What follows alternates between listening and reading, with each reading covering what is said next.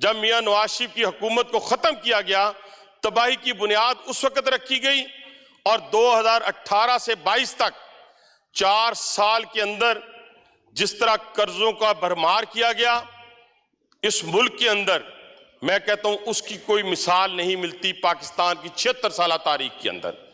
इस बजट में कुछ ऐसी चीजें हैं जिनको अप्रिशिएट करना चाहिए। फर्ज किया, बहुत शोर मच रहा था कि हम सोलर एनर्जी के ऊपर टैक्स लगा रहे हैं, जिसकी मैं हुकूमती नुमाइंदा होने की बावजूद टेलीविजन पर बैठकर हमने कहा कि यह जुल्म होगा उन लोगों के साथ अगर सोलर पर टैक्स लगा। अल्हम्दुलिल्लाह उस पर टैक्स नहीं लगा। फिर अद्वियात पे सुना गया कि 18% टैक्स लग रहा है, अल्हम्दुलिल्लाह उस पर टैक्स नहीं लगा।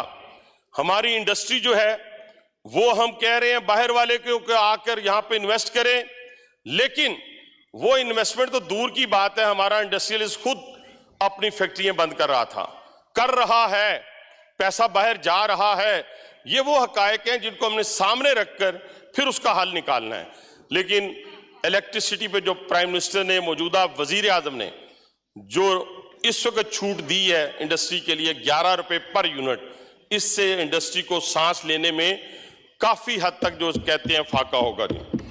और इसी तरीके से जनाब स्पीकर एक माहौल बन रहा है, दुनिया के अंदर एक माहौल बन रहा है। जो हम आइसोलेशन का शिकार थे, जो हम लोगों का जहाज लेते थे उसमें बैठते थे और उन्हीं को गालियां देते थे, और वही चाइना जिनके आज गुण गाए जा रहे हैं, उसी चाइना का प्रेसिडेंट आना चाहता था, हम उसको आने नहीं देते थे। और वही चाइना की कंपनीज जिनको हमने करप्शन में मुलविस किया, वो सी पैक को पैक करके वापस चले गए। अल्हम्दुलिल्लाह आज हमारे वजीर आजम की मेहनत के बलबूते पे, तगदो के बलबूते पे वो दोबारा बहाल होने जा रहा है। इसी तरह सऊदी अरब, कतर, कुवैत, यूएई अरबों डॉलर की इन्वेस्टमेंट पाकिस्तान में लेके आ रहे हैं। लेकिन होता क्या है जनाब स्पीकर, जब भी मुल्क तरक्की करने लगता है, जब भी जहाज टेक ऑफ करने लगता है इस पाकिस्तान का, उसी वक्त एक साजिश के तहत कुछ अनासर जो हैं उसको खींचना शुरू कर देते हैं। और खींचते किस लिए? अपने मफाद की खातिर खींचते हैं। मैं आपसे, अपने कुलीग से बिल्कुल 100% इत्तेफाक करता हूं। आपने इनडायरेक्ट टैक्सेस का भरमार लगा दिया, क्योंकि इनडायरेक्ट टैक्सेस आम आवाम से लेते हैं, और जब आप आम आवाम से इनडायरेक्ट टैक्सेस लेते हैं तो ये तो बड़ा आसान तरीका है। लेकिन जो डायरेक्ट टैक्सेस हैं, असल तो इशू वो है। और जब तक आप डायरेक्ट टैक्सेस में नहीं आएंगे, आप सैलरी पेड जो लोग हैं वो आप देखें ना, उन लोगों से ज्यादा टैक्स देते हैं जो लोग अरबों खरबों रुपए के मालिक हैं इस पाकिस्तान में। उनके लिए एफबीआर ने, वजीर खजाना ने जो इकदामात किए, मैं उससे इत्तफाक करता हूं। स्वाय सैलरी पेड लोगों के ऊपर जो टैक्स लगाया, मैं उसकी मुखालफत करता हूं। लेकिन जो उन लोगों के ऊपर जो जहाज में सफर करते हैं, करोड़ों रुपए सर्व करते हैं, लेकिन वो पाकिस्तान को टैक्स नहीं देते, उनकी पाबंदी मुझे कबूल है। उसमें मैं आऊं, मेरे ये कुलीग आए, बहस कोई शख्स आए, हमें ये चीजें कबूल हैं। लेकिन जो अच्छाई की तरफ हम जा रहे हैं, बेहतरी की तरफ हम जा रहे हैं, उन चीजों को कम से कम हमें कंट्रोल करना चाहिए। 2 चीजों पे मैं जरूर बात करूंगा।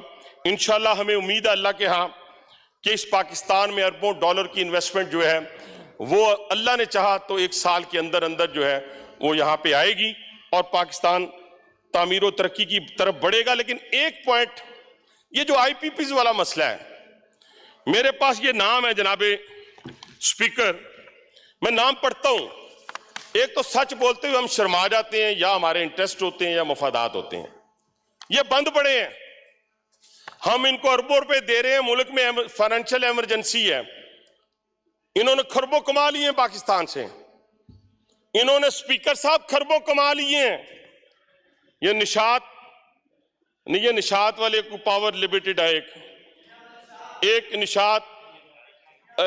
निशात चूनिया है, कोई नूर है, एटलस है, सफायर है, कपड़ा भी बनाते हैं। ठीक है, मैं आपके वालिद साहब का या वो घर वालों का ले सकता हूं, इसका तो नहीं ले सकता ना। अच्छा, मैं और ये सारी चीजें, ये जनाब स्पीकर, ये वो लोग हैं जो 3-3 अरब रुपया, 4-4 अरब रुपया ले रहे हैं और हजारों अरब ले गए हैं, इनका बंद कर दें। प्लांट इनकी उम्र पूरी कर चुके हैं, पाकिस्तान को हजारों अरब बच जाएंगे। कौन सा मुश्किल बात है इसमें? तो हां, जो आपकी फॉरेन कंपनीज हैं उनको अपना छेड़ें, उससे आपका इत्मीनान जो है आगे से बाहर से आने वाले लोगों से शेक हो जाएगा। ये पाकिस्तानी हैं, इनमें पाकिस्तान में जब ये लोग थे इनके पास कुछ नहीं था, इन्होंने पाकिस्तान से अरबों और खरबों रुपए बचाए हैं। इसी तरह देखिए ये जो मोटर्स हमारे यहां बन रही हैं, ये कारखाने जो हैं, इनके साथ हमारी क्या कमिटमेंट थी जनाब स्पीकर कि ये 100% मैन्युफैक्चरिंग पाकिस्तान में करेंगे, 100%। आज 60% पार्ट्स जो हैं ये इंपोर्ट कर रहे हैं। जनाब स्पीकर, ये मस्ती खेल को छोड़ें, ये तो नॉन सीरियस आदमी है, मेरी तरफ देखें।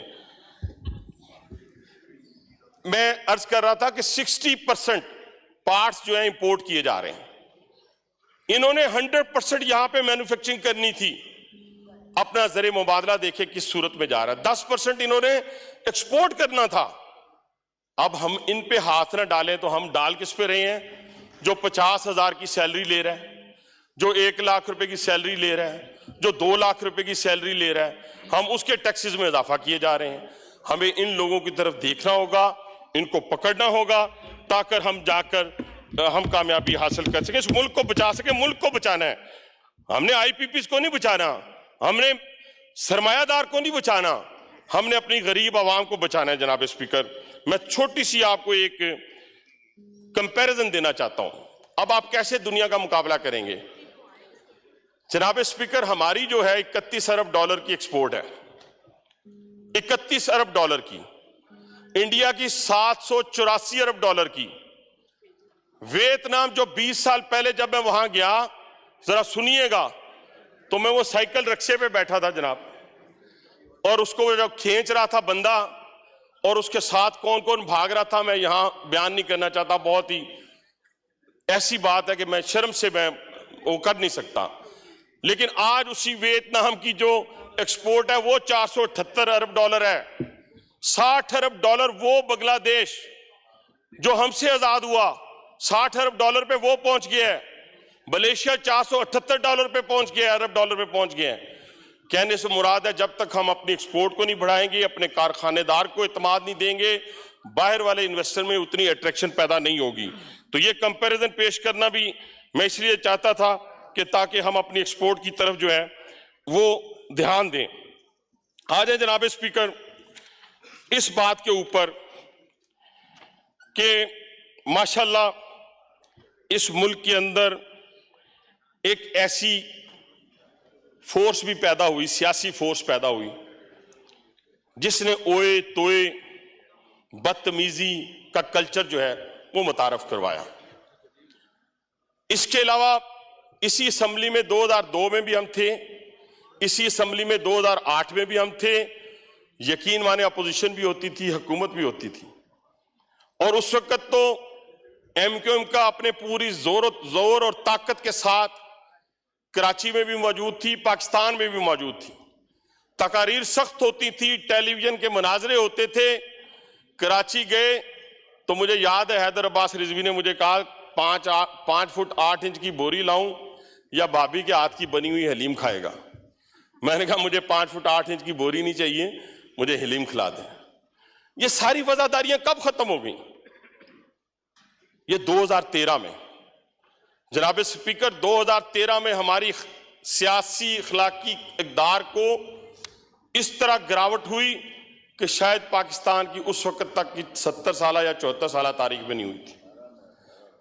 2000 नहीं, मैं बात कर रहा हूं कि उस वक्त ठीक थी। 2013 में सर, 2013 में जब इन्होंने सुप्रीम कोर्ट की दीवारों पे शलवारें लटकाई थी, जब इन्होंने PTV पे हमला किया था, जिसमें वजीर आजम हाउस पे जब इन्होंने हमला किया था, ये बुनियाद उस वक्त रख दी थी इन्होंने।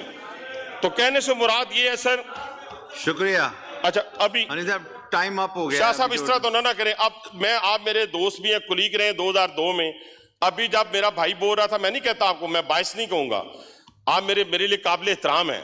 लेकिन 2 मिनट मुझे बात मुकम्मल कर, मैं तो टू द पॉइंट बात कर रहा हूं। कोई बात किसी को गाली दी मैंने, किसी को बुरा भला मैं करता हूं, बस 5 मिनट। जी वाइंड अप करें। अब आप नेल्सन मंडेला, वाह ना, नेल्सन मंडेला की सर मैंने कहानी पढ़ी है छोटी सी। उसने जब पानी मांगा था तो उसको क्या दिया था सुप्रीटेंडेंट ने, सबने पढ़ा है। वो मजदूरी करता था, उससे पत्थर तोड़वाए जाते थे।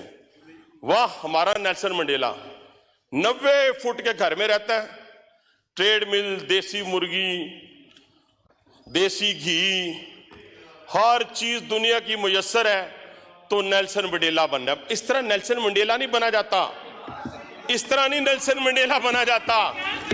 नेल्सन मंडेला बनने के लिए पत्थर तोड़ने पड़ेंगे, पत्थर तोड़ने पड़ेंगे। अच्छा जनाबे स्पीकर, अच्छा मुझे ना, मैंने इनको पहले भी एक दफा कहा था, जो चीखे चिल्लाए मुझे बहुत इंजॉय करता हूं मैं, तो माशाल्लाह कीप इट अप। तो मैं अच्छा सर, इन्होंने क्या किया सर, इन्होंने इस कदर इस मुल्क के अंदर तबाही के दहाने खड़े कर दिए कि हम किसी को मुंह दिखाने के काबिल नहीं रहे। बड़ी मुश्किल के साथ जनाब स्पीकर उस रवादारी को हम कायम करने की कोशिश कर रहे हैं। आज हो क्या रहा है, दुश्मन क्या चाहता है जनाब स्पीकर? दुश्मन चाहता है कि पहले हमें फिरका वारियत में तकसीम करने की कोशिश की, फिर जुबान की बुनियाद पर उसने कोशिश की, फिर नस्ल की बुनियाद पर कोशिश की, फिर इलाकाई तासुब की बुनियाद पर कोशिश की। अल्लाह के फजल करम से पाकिस्तान कायम और दायम रहा।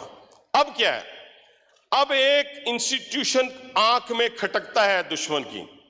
आज की तकारीर भी इनकी देख लें, वो जो लीडर ऑफ द अपोजिशन है माशाल्लाह, वो जमहूरियत का सबक देते हैं दादा अबू को भूल के।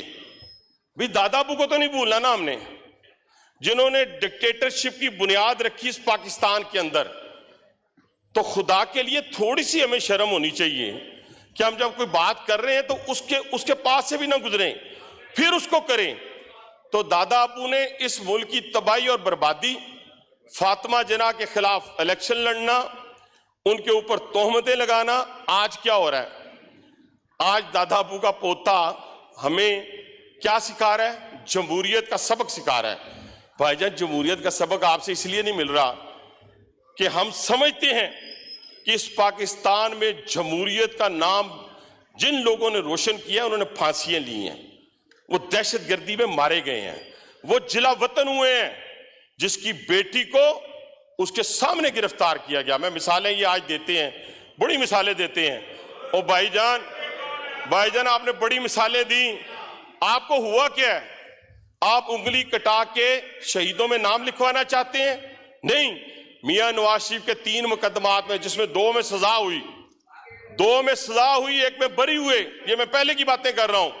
उन दोनों मुकदमात में जनाब स्पीकर किसी जगह नहीं लिखा कि मियां नवाज शरीफ ने 1 पैनी की भी करप्शन की, 1 पैनी की भी करप्शन की। ये है हमारा लीडर। और ये मौसूफ सुन, अवाइजा वाइंड अप करें। 5 मिनट और 5 मिनट वाइंड अप करें प्लीज। 5 मिनट। मैंने आपको इतनी अच्छी तजावीज दी हैं, अगर उस पर अमल हो गया तो पाकिस्तान इंशाल्लाह टेक ऑफ कर जाएगा। मैं सिर्फ गुजारिश ये करना चाहता हूं आखिरी, ये देखें इनको क्या मसला क्या है सर। इन्होंने अभी ये जो बातें कर रहे थे दादा अबू अली, उनको छोड़ देते हैं। इनके और अब्बू थे, 2018 में इनके अब्बू थे। अभी कादर पटेल ने आधी बात की। भाईजान अब्बू आपको सबक भी देते हैं, आपको मारते भी हैं, लेकिन कोई अपने अब्बू को गाली नहीं देता। कभी सुना है? जो अपने अब्बू को गाली देता है दुनिया और आखिरत दोनों में तबाह हो जाता है, नहीं देता। ये लोग आज एक टारगेट के तहत हसन रऊफ का बयान रिकॉर्ड पे है, जो मैं 10 साल से पीट रहा हूं कि फॉरेन फंडिंग केस उठाएं, इजराइल और हिंदुस्तान का पैसा इन्होंने वसूल किया है, उठाएं, लिखा हुआ है। आप अंदाजा लगाएं जनाब स्पीकर, रऊफ हसन क्या कहता है? रऊफ हसन कहता है ट्विटर अकाउंट अमेरिका से हैंडल हो रहा है। अमेरिका दुनिया के अंदर झूठ की फैक्ट्रियां लगाई हैं, अरबों डॉलर इन्वेस्ट हो रहे हैं जनाब स्पीकर। किसके खिलाफ? नवाज शरीफ के खिलाफ नहीं, जरदारी के खिलाफ नहीं, किसके खिलाफ? इस मुल्क की फौज के खिलाफ, इस मुल्क के इंस्टीट्यूशन के खिलाफ, जिनके बच्चों के लिए आज भी इन्होंने दुआ कराई है। अब दिलों के भेद तो अल्लाह ही जानता है, लेकिन अच्छे बच्चे बन जाएं माशाल्लाह ठीक है। अच्छे बच्चे बनने के अलावा इनके पास चाराकार नहीं है। मैं किसी पे गद्दारी का मैं कोई फतवा नहीं लगाता। हम सब पाकिस्तानी हैं, वो जहां से भी हों, लेकिन किसी पाकिस्तानी ने शोहदा के मुजस्समों को नहीं तोड़ा। किसी पाकिस्तानी ने कोर कमांडर हाउस को आग नहीं लगाई। किसी पाकिस्तानी ने जीएचक्यू के ऊपर हमला नहीं किया।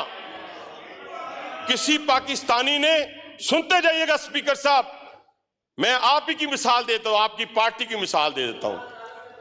आप अदालत में, मैं ये कहना चाहता हूं कि जब बेनजीर भट्टो की शहादत मुश्ताक साहब इस रावलपिंडी में हुई, बुलाइए, ये अमीर मैं वो इलेक्शन लड़ रहा था, आप यकीन माने कि उस वक्त भी किसी ने पाकिस्तान के किसी इंस्टीट्यूशन पे हमला नहीं किया, उस वक्त भी नहीं किया। आपको तो मेरी जान वही कुछ नहीं है अभी। शुक्रिया। अभी तो बस आखिरी 1 मिनट वाइंड अप करता हूं। ये तबाही और बर्बादी जो है कब मुकम्मल होती है? देखें ना, बाग का माली अगर मिला हो, जनाब स्पीकर, बाग का माली मिला हो, अंदर से गद्दार को मिला हो, तो क्या होता है वो सुन ले फिर जरा। आखिरी नहीं, इस शेर के बाद सिर्फ 1 मिनट और लूंगा। ये इनके बारे में है कि बेवजह तो नहीं है चमन की तबाहियां, बेवजह तो नहीं है चमन की तबाहियां, कुछ बागबां हैं बरको शरर से मिले हुए। ये वो लोग हैं जो पाकिस्तान की तबाही के हवाले से बरको शरर से मिले हुए हैं। तो मेरे जनाबे काबिल एहतराम स्पीकर साहब, हमें इस पाकिस्तान को बचाने के लिए हम सबको इकट्ठे होना है। गालियों से हम इकट्ठे नहीं होंगे, बुराइयों से हम इकट्ठे नहीं होंगे। और मैं एक और बात बता दूं, मस्ती साहब मेरे भाई भी हैं, बड़ा अच्छा इंसान। बोले बोले बोले, बस कोई गल कम दी करो यार, कोई अपने वाइंड अप करें भाई साहब, वाइंड अप करें। बस मैं करता हूं जी बांधा। जनाब स्पीकर, आखिर में सबके लिए एक पैगाम, सबके लिए, सब पाकिस्तानियों के लिए एक पैगाम, वो पीटीआई से हो, वो एमक्यूएम से हो, पीपल्स पार्टी से हो, वो पाकिस्तान मुस्लिम लीग नवाज से हो, किसी और पार्टी से हो, बलूचिस्तान से हमारे भाई दोस्त यहाँ बैठे हैं, मैं उन सब के लिए कि ये पाकिस्तान एक कश्ती के हम सवार हैं और ये पार चढ़ेगी। आप दोबारा वजीर आजम बन जाएंगे, दोबारा वजीर आला बन जाएंगे।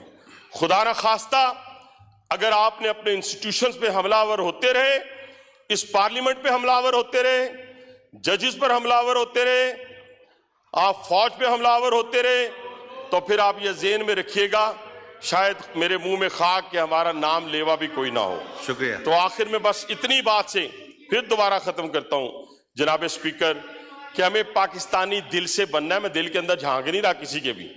हमें वजारते उज़्मा अजीज थी, पाकिस्तान पे बम गिराने के लिए तैयार थे, यानी वजारते उज़्मा चली गई है, पाकिस्तान पे बम गिरा दें।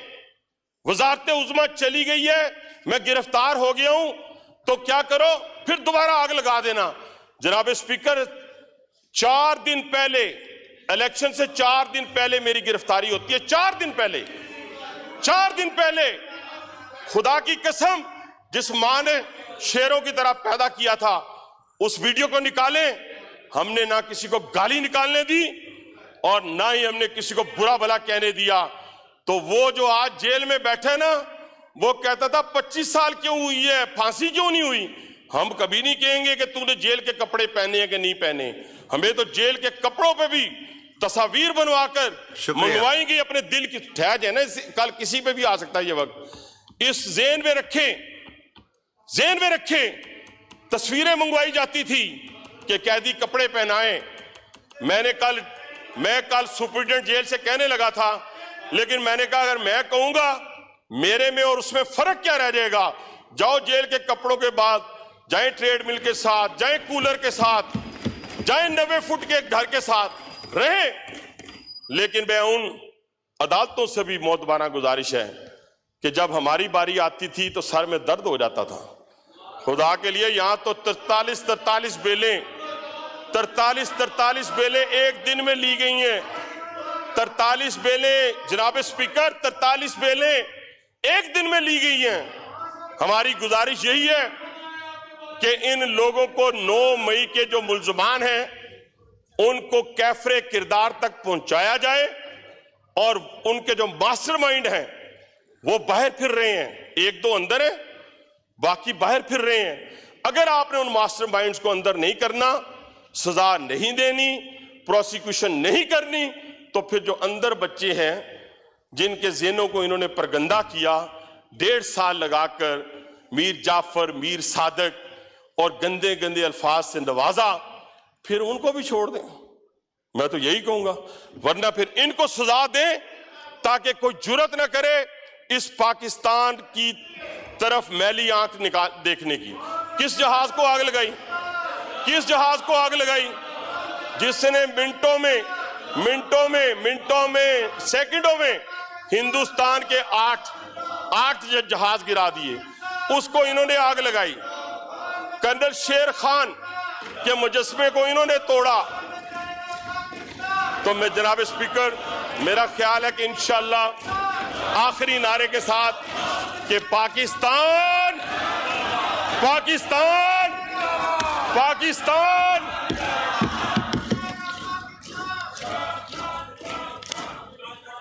जी, ऑनरेबल